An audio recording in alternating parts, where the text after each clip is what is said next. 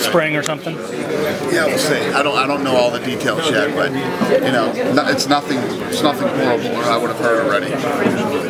So you're not expecting him to be out like I don't know. So what'll happen is he'll see his doctor. He wanted to see his doctor first, then we'll fly him out to the West Coast and he'll see our doctor.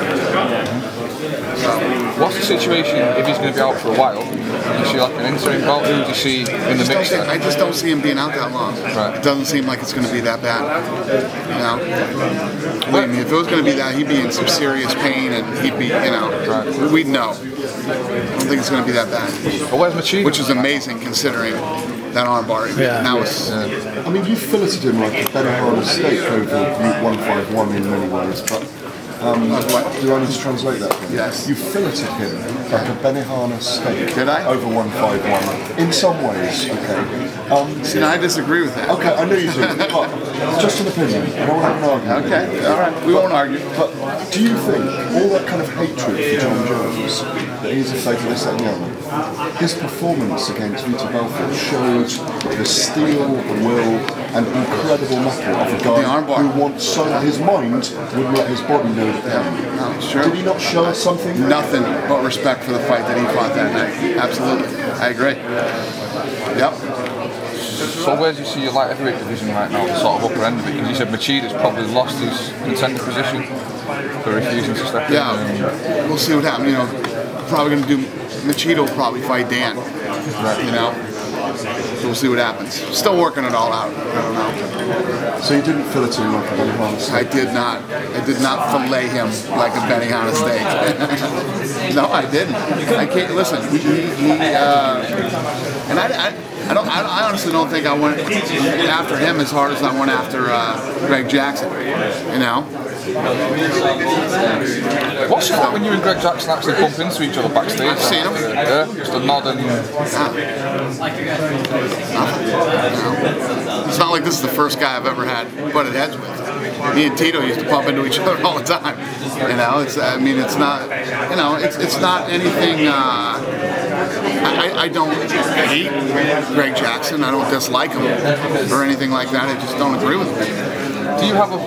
Would you say you have a problem with in terms of before like a Jackson style, like say when Mark fought Kami? No, nothing like that. I think he took him out of a fight that was a lot better for him and put him in a more dangerous one. Yeah. That's what I think. But I think John Jones' arm would be 100% feeling great today if he'd have taken the other fight. That's what I think. As much as Sodom would have been a huge replacement, you know, he's coming off that second round TKO loss to Anderson. Can you really put him in the right heavyweight title shot?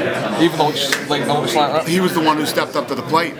All the other guys that were #1, if you go right down the pecking order, every one of them said hell no. Right. Then I see a thing today where Machida's like, I want to fight GSP. Where the fuck did that come from? GSP seems to be kind of popular right now for big Brazilians calling him out. Him and Anderson makes all the sense in the world. Him and Machida makes no sense whatsoever. Well, the vibe out of Montreal. Doesn't that kind of tell you something? Kind of tell you that everybody was looking for that #1 contender spot. Now nobody wants to be the #1 contender in the light heavyweight division. Pretty interesting. How do you get around that?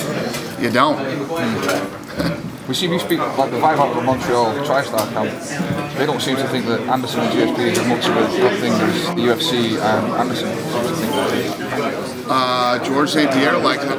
Does it? George St-Pierre wanted to fight. Right. Yeah. Do you not see Anderson versus Jones as more of a natural kind of? I don't know. Yeah, I mean, I think that could happen too. I do think that could happen too. I think that, I think Anderson Silva is one of those guys that, I mean, he's broke every record in UFC history. I think he's probably, he gets to the point where he's going to want to challenge himself and try new things. Try a George St-Pierre, he says he won't fight John Jones. Because of friends, supposedly, right? The trained ones. Well, I just saw where John Jones said something like, what did he say? Something about Anderson's wrestling or something like that. All it takes is a couple of those little things that, it's not like their best. There's like 3 fights in the world now that would sell the most around the world. Which 3 would they be? Off the top of your head. 2. I don't know. I mean, John Jones and Anderson Silva, obviously. would be a big fight. GSP, Anderson would be a big fight. I got to be honest with you, man. I got to be. I like Bisping versus Anderson. I'd like to see Bisping versus Anderson too.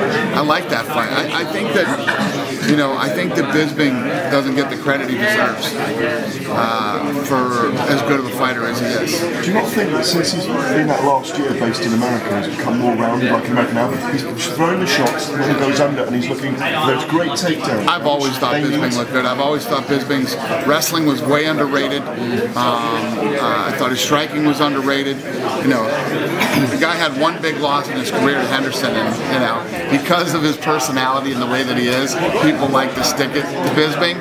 Bisping's awesome. The Rashad and the Sonnen losses were very close as well, weren't they? Yeah. And the Rashad was at light heavy, remember? And you're talking at light heavy, and you're talking two of the best guys in the world. The only guy to ever take Anderson Silva 5 rounds, and Rashad was a world champion. Why don't you pledge now to do the utmost to bring both those guys to a stadium here next year then, and say, you can't say we're going to definitely make it happen. Right. But tell us you're going to try and make that happen. Yeah, I'm going to try. I said it in Toronto. Somebody asked me in Toronto if Bisping fought for the title, could that fight be in the UK? And I said, of course it could be. We need something like that to tip momentum here at the moment, just in trueness in a way. In truth, do you not think, John? Would it make a big effect? I've been trying to tip momentum here for the last 9 years, and we've come a long way in the UK with them. I mean, I remember my first trip over here. There were like 10 guys that were training in MMA, and now if you look at the talent that's coming out of this country, it's going to happen. It's taken time, and we've continued to stay here. We continue to work the TV deals, and I know the TV deals are never, they're never the deals that everybody wants over here. It's never the fight that everybody. I mean, I've suggested it to you before, and I'm sure others have. And I know it takes a lot of investment, and maybe it's not the right time, but surely the UFC creating their own platform